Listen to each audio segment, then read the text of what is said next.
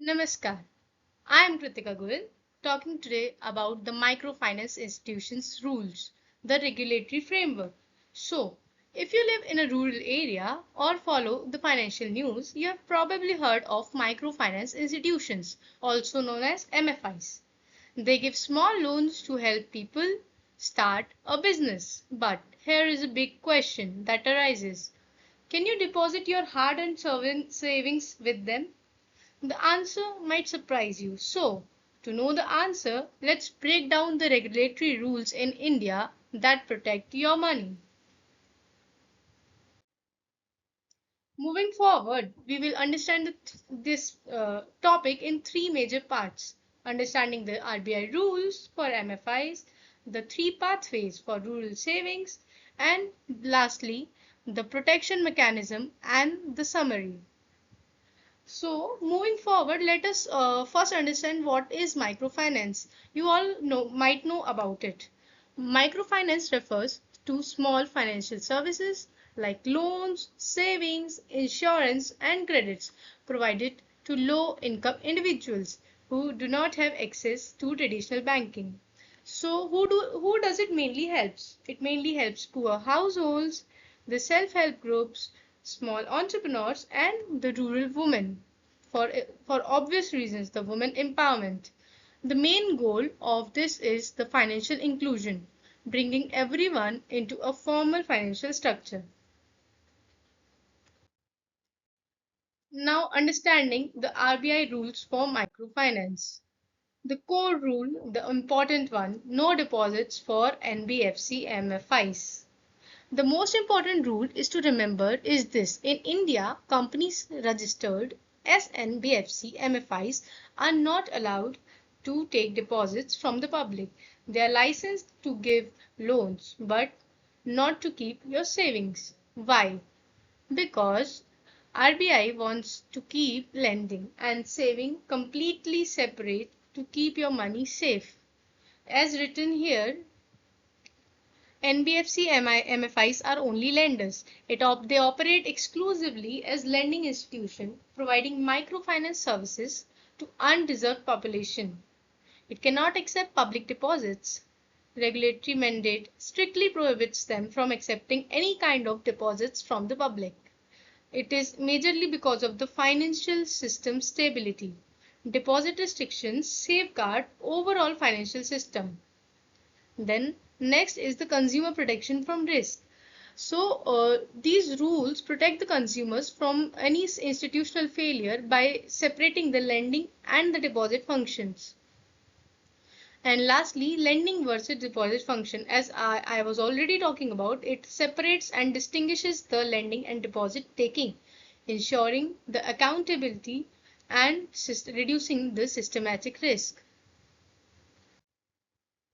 So, if an MFI can't take your savings, how does the microfinance sector, do you think, help people save money? So, to understand this, they use three smart and safe methods: the self-help groups, the cooperative structures, and the bank partnerships. So, moving further, we will look at each of them. First is the self-help groups. Everyone might have heard of the SHG model. Self-help groups are the small group of women who save money together and provide loans to each other. These groups these groups promote saving habits, provide easy credits, and encourage the women entrepreneurship, increasing the financial literacy. The SHGs, we can say, are the backbone of rural microfinance in India. So to understand this with the example, imagine there are 10 to 20 women in a village meeting once a month. Each person saves 50 to 100 rupees. This money is pooled together, but is but it isn't kept in some cupboard. They open a joint bank account, so the money is actually safe inside a regulated bank, but not with MFI. The bank account they open is strictly separate from the MFIs. As written, it is the collective saving mechanism. Members collectively collect the amount and pool them together and then save them. Total pool money kept in the account is registered under the group's name itself. Then a bank provides security and formal banking services like protecting the savings with institutional safeguards. Democratically managed by a group of members through transparent decision making with each of the members' decision and suggestion. Second is the cooperative structures. Some MFIs are actually set up as cooperatives. In this model, the institution is owned by its members because they have a separate special cooperative license. They are legally allowed to collect savings from their members.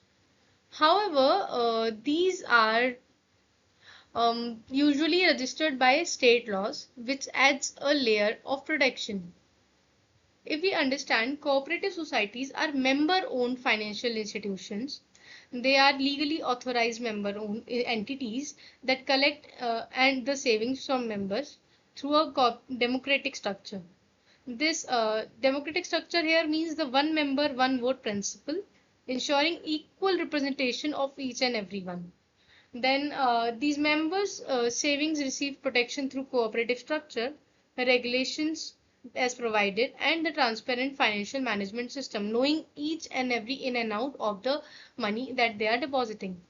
Cooperative accountability. Members hold passbooks and also participate in the voting decisions so that so that there is a democratic governance model safeguarded by their interests.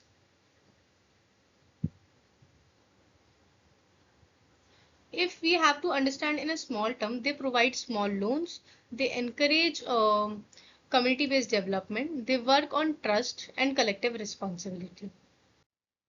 Last and third and the last and the most common method today is bank partnership. It is also called it is we also call it as the business correspondent or PC model. Here, an MFI worker comes to your door with a tablet or a micro ATM. You give them your savings, but they are simply depositing it into your bank account, like into your account with a big commercial bank. Like the account that is opened is with a big licensed commercial bank. Legally, your money is with the bank, which is fully regulated by the RBI. Like MFI agents use these tablets to process the transaction with the proper security, connecting it directly to the bank's mainframe system.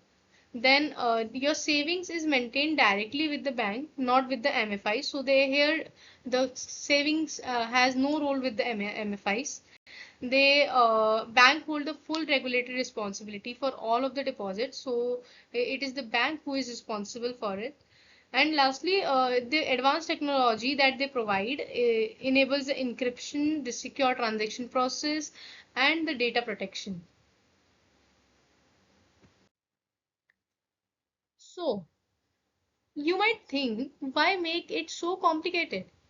There is one simple reason: protection, which is very important in today's date. Imagine an MFI takes your savings and then gives out a lot of loans that people don't pay back. The MFI would run out of money and might close down. And if this happens, we all know what will happen the next. You would lose your savings because it is your savings that is going in the form of loan.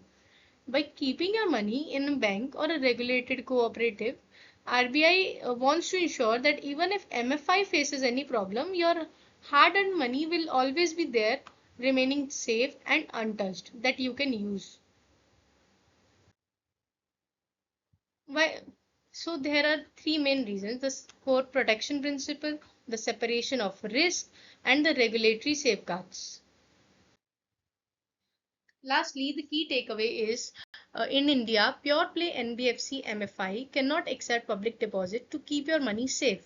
Instead, savings happen through bank linked SHG, member owned cooperatives, or directly into the bank account. This system ensures that the money you save is always protected from any kind of risks. I hope this has cleared up all the confusion about savings in microfinance.